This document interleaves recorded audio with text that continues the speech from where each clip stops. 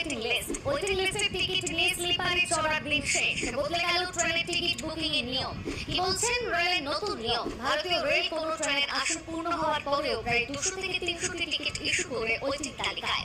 মোট 4 রকমের waiting list বানায় রেল। টিকিটের ভিত্তিতেই 4 ধরনের ওয়েটিং লিস্ট তৈরি হয়। এর মধ্যে কারা আগে কনফার্ম সিট পেতে পারেন? ট্রেনের 4 রকমের ওয়েটিং লিস্ট, কাদের সিট পাওয়ার সম্ভাবনা বেশি? চলুন আজকের ভিডিওতে ওয়েটিং লিস্ট সম্পর্কে বিস্তারিত জেনে নেওয়া যাক। হঠাৎ কোথাও ট্রেনে চলে যেতে হবে, এমন পরিস্থিতিতে যখন টিকিট বুক করা হয় তখন ট্রেনে সিট খালি না থাকলে ওই টিকিট ওয়েটিং লিস্টে চলে যায়। এরপরে ওয়েটিং লিস্টে থাকা যাত্রীরা কখনো সিট পান, কখনো আবার পান না। ভারতীয় রেল কোনো ট্রেনের আসন পূর্ণ হওয়ার পরেও প্রায় 200 থেকে 300টি টিকিট ইস্যু করে ওয়েটিং তালিকায়। মোট 4 রকমের ওয়েটিং লিস্ট বানায় রেল। ঠিক কিসের ভিত্তিতে এই 4 ধরনের ওয়েটিং লিস্ট তৈরি হয়?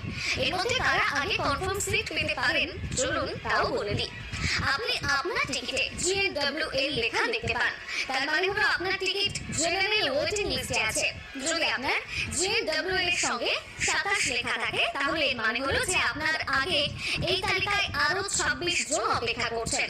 আপনি আপনার টিকিটে TQWL লেখা দেখতে পেলে তার মানে বুঝবেন আপনার টিকিট তৎকাল ওয়েটিং লিস্টে আছে। যদি আপনার TQWL এর সঙ্গে 10 লেখা থাকে তার মানে যে আপনার নম্বর 10, অর্থাৎ আপনার আগে এই তালিকায় আরো 9 জন যাত্রী অপেক্ষা করছেন। PQWL এই টিকিট সেই সমস্ত যাত্রীদের জন্য যারা প্রারম্ভিক বা প্রান্তিক স্টেশনগুলো থেকে ওঠানামা করতে চলেছেন।